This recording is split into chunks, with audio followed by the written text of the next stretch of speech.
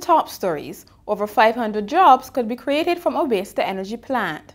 A Trinidadian company plans to expand its reach in Barbados, and counseling coming for government workers who've retained their jobs. Welcome to Nation News for Monday, July 14, 2014. I'm Natasha Beckles.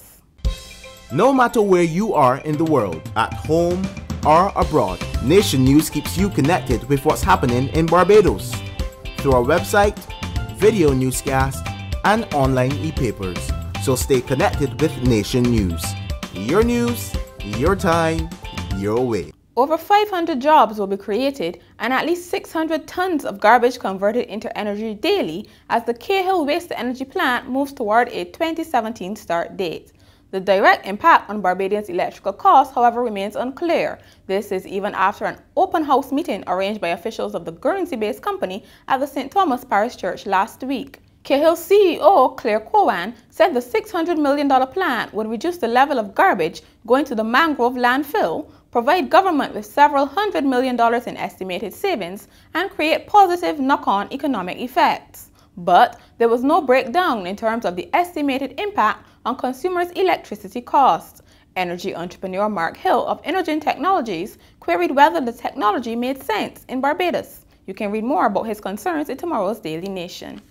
More Barbadians could find employment when First Citizens Bank expands its presence in Barbados. The Trinidadian bank intends to open a 6th branch in Warrens by year-end, and more people will be hired to deal with expanded credit card services and a new range of loans. The disclosure came recently from General Manager of First Citizens Investment Services, Jason Julian, who could not confirm the number of people the bank was likely to hire. He told Nation News the local economy was not doing well, but Barbados has shown over the years that it could find its way out.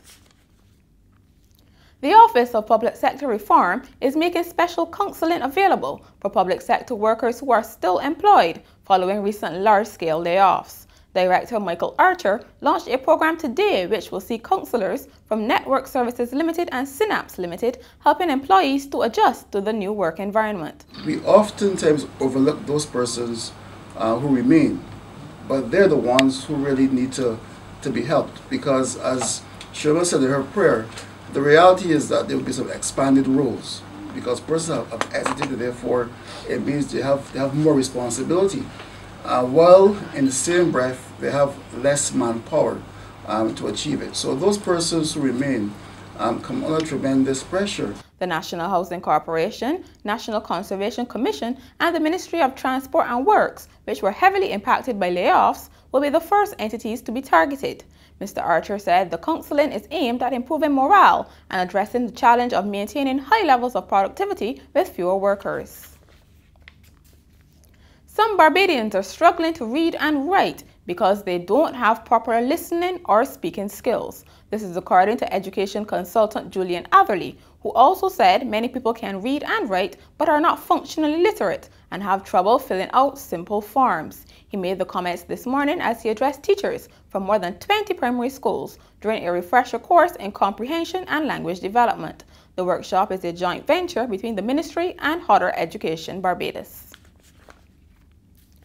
Government is currently reviewing Barbados' whole system of taxation, and in making the revelation, Minister of Finance Chris Sinclair urged Barbadians to give the municipal solid waste tax time to work. If we impose the tax today and then because 4 or 5 groups say they don't like the tax or they feel there's a bad tax and you come next week and change it, you will constantly be changing taxes. Once you start that, you can't stop because every tax you put in is on some group is on. So, you have to give things time to through the system. We've put out an order that gives this tax its effect, and it is for you.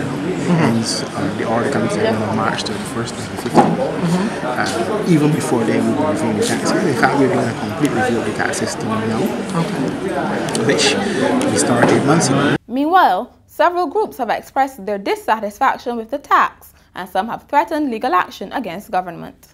Tomorrow is the day Barbadians will learn just how the island's economy performed over the last 3 months. The central bank will issue its second quarter review via the usual press release. However, the traditional press conference with Governor Dr. Delal Worrell will not take place. No reason has been given for this. But immediate past president of the Barbados Economic Society, Ryan Strawn, said last night the decision not to host the press was disrespectful. He said the current economic situation demanded that government and the bank engage the public more and not less. In crossover news, this weekend, Barbados was like a fantasy island, with 3 pan events taking place along with the all-inclusive fete Puff of Color. Amanda Norville will tell you more about it. This past weekend was a real patanka when the National Cultural Foundation put on its 3-day pan extravaganza. First at Friday night was First Citizens Pan Fusion under the starry sky at Ilara Court. Steel pan, drums and horns were used to create synergies and harmonies as panelists adapted various sounds to instrumentals. Local acts, the Royal Barbados Police Force Band, Pan Extreme and Bank Sound Textile Orchestra performed first and then made way for American trio and headliner Jonathan Scales' Orchestra. Arturo Tappan also blessed the stage with his presence, and his saxophone artistry was in tandem with Earl Brooks Jr. and the band.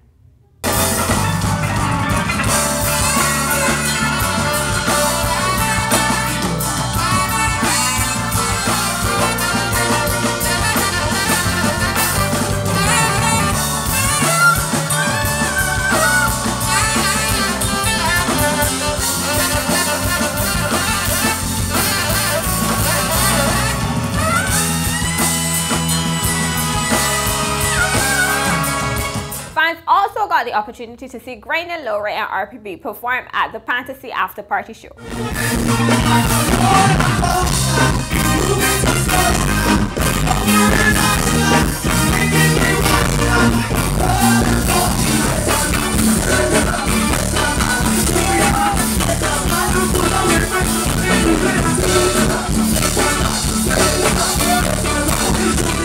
Then on Saturday, it was CBC's Pan in the City and Cruise.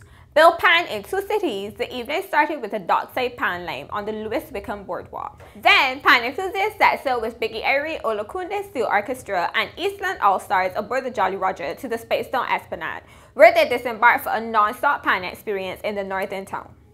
There, RS Pan, Tronics and RPB performed in the gazebo, while another stage a few feet away, Sunset Steel Orchestra took over the night. The 3-day extravaganza climaxed yesterday with Massey's Pan Pandistan at Brandon's Beach. As has come to be expected from the annual event, the crowd was delighted with the 5 big bands who took stage. The bands all seemed to know what the crowd wanted to hear and pulled from the same selections, not that the audience was complaining. From jazz to reggae to R&B, they set the stage on fire with Maroon 5, Adele, Bruno Mars and the Little Tisan Chin covers. Also last weekend was the much loved and anticipated Puff of Color, and as usual, patrons to the event painted quite a colourful scene at the Carlisle car park. Here's a look at some of the footage from the event.